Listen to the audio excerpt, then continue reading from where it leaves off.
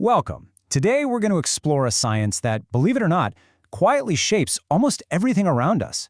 From the big policies our governments make to the very future of the cities we live in. Really, it's the science of us. So let's just start with a massive question. Think about it for a second. Our planet now has over 8 billion people. How in the world do you even begin to decide where to build new schools, or how many doctors a hospital needs, or how to design a transit system that actually works? How do you prepare for what's coming next? Well, you might be surprised to learn that it's not just guesswork. Not at all. There's a whole scientific discipline dedicated to answering exactly these kinds of questions. It's called demography, and it has a really long and fascinating history of helping us understand the human story, all through the power of numbers. So what is this field exactly? What do demographers, or population scientists as they're also called, actually spend their time studying? Okay, so at its very heart, demography is the science of population change. It basically zooms in on three main things. First, the size of a population. How many people there are. Second, its structure, the breakdown by things like age and sex. And third, its development, how all of that changes over time. And here's the really amazing part. All population change, and I mean all of it, whether you're looking at a tiny village or the entire globe, it's all driven by just three fundamental processes. You can think of them as the three engines of change. The first engine is fertility. And simply put, this is how populations grow. It's all about new births. But as you're about to see, there's a lot more to it than just a simple head count. And this is where we find some incredible insights.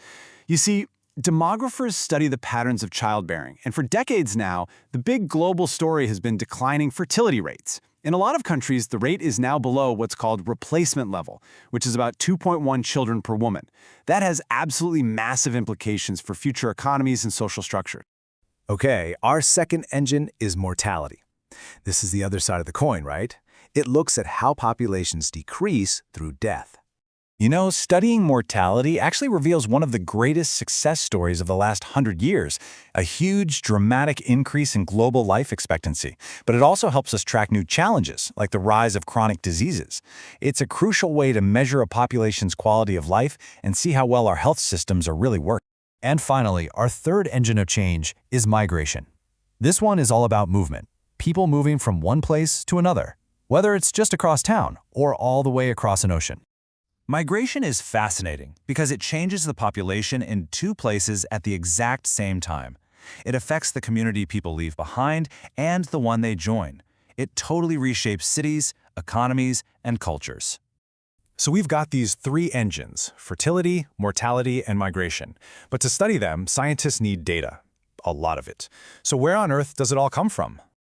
Well, the idea of counting people is definitely not new. For centuries, governments have needed to know who they're governing. This timeline from British India, for instance, shows these early forms of stock-taking and house-to-house numbering. All of these were the essential building blocks for the modern census we have today. Today, demographers have two main tools in their data collection toolkit. The first is the census, which is that massive undertaking to try and count every single person. It gives us that complete snapshot. The second is the sample survey. This is where a smaller but very representative group is studied in much more detail. So think of the census as the wide-angle photo, and a survey as the powerful zoom lens. Okay, so once scientists have this data, how do they actually analyze it? Because collecting the numbers, well, that's just the start. Making sense of it all requires an incredibly diverse and modern set of skills. Now, what's really fascinating here is just how much this field has evolved. A modern population scientist is part sociologist, part statistician, and part data scientist. They're using foundational social science theories right alongside advanced tools like AI and machine learning, programming in languages like R and Python, and even using spatial analytics to map and visualize population trends.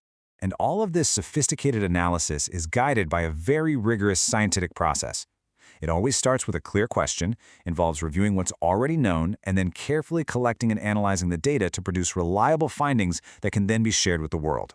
So we've seen what demography is and how the science works. But what's the real-world impact? Why should we care about population science? Well, the insights from demography are absolutely essential for tackling some of the biggest challenges we face. Just think about it. You can't build enough schools for the future if you don't know how many kids will be born. You can't design effective healthcare for an aging population without understanding mortality trends. This science provides the hard evidence needed for smart, effective policymaking. And this work is always evolving.